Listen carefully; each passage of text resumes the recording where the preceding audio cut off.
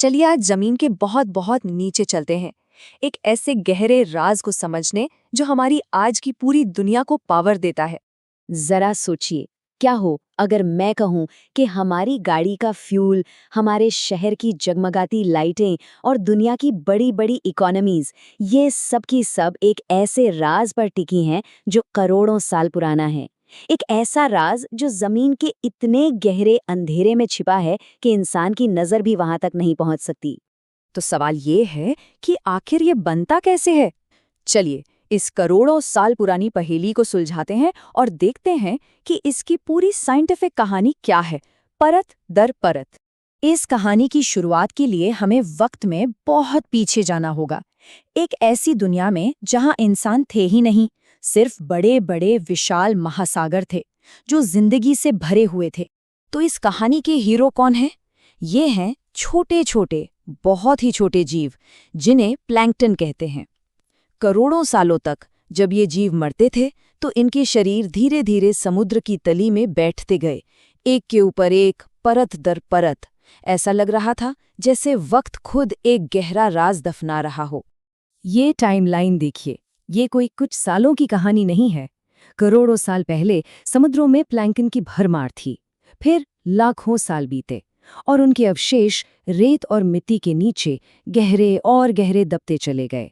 हजारों साल बाद उस गहराई में प्रेशर और गर्मी ने अपना जादू दिखाना शुरू किया और नतीजा आज वही अवशेष बन चुके हैं कच्चा तेल। ये इंसानी कैलेंडर नहीं है, ये तो धरती की अपनी कहानी है।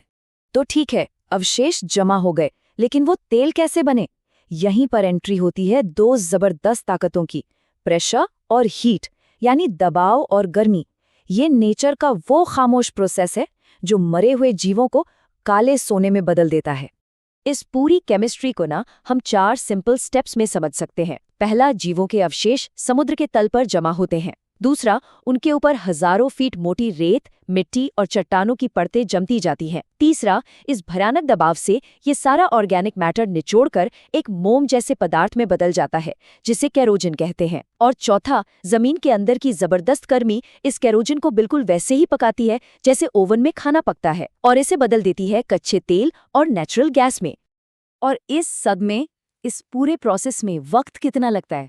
हजारों साल नहीं, लाखों साल नहीं, बल्कि करोड़ों करोड़ों साल लगते हैं। ये एक बहुत धीमी, खामोश पर उतनी ही पावरफुल प्रक्रिया है।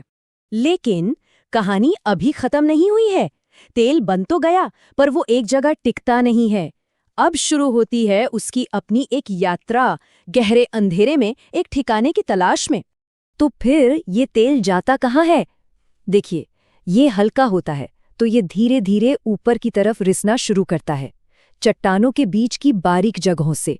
और ये तब तक ऊपर जाता रहता है जब तक इसे एक ऐसी चट्टान न मिल जाए जिससे ये पार नहीं कर सकता। बस वहीं जाकर ये फंस जाता है। और इसी फंसे हुए तेल के भंडार को हम कहते हैं ऑयल रिजर्वॉयर, एनर्जी का एक छिपा हुआ खजाना जिसे हम आज ढूंढ रहे हैं। और फिर इस करोड़ों साल पुरानी कहानी में एंट्री होती है एक नए और बहुत पावरफुल खिलाड़ी की, इंसान की। यहाँ से कहानी एक बिल्कुल नया मोड़ ले लेती है और अपने साथ एक खामोश पर बहुत बड़ा सवाल लेकर आती है। हम अपनी मॉडर्न टेक्नोलॉजी से किलोमीटरों गहरी खुदाई करके इन तेल के भंडारों तक पहुंचते हैं। फिर उसे बाहर निकालकर साफ किया जाता है, यानी रिफाइन किया जाता है।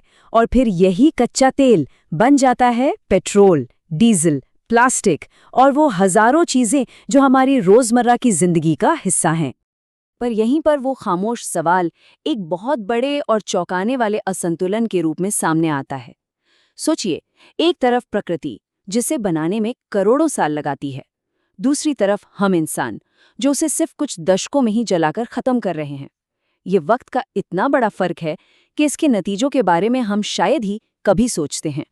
तो अगली बार जब हम अपनी गाड़ी स्टार्ट करें या कोई प्लास्टिक की चीज इस्तेमाल करें तो एक पल के लिए ये सोचना जरूरी है, ये सिर्फ कोई फ्यूल या सामान नहीं है, ये वक्त का एक जमा हुआ सच है जो बहुत तेजी से हमारे हाथों से फिसल रहा है। तो आज का ये सफर इस सवाल पर खत्म होता है कि जब वक्त का ये जमा हुआ सच हमारे हाथों से पूरी तरह फिसल जाएगा तो हम अगली कौन सी चीज थामना चुनेंगे? ये एक ऐसा सवाल है जिसका जवाब हम सबको मिलकर ढूंढना होगा।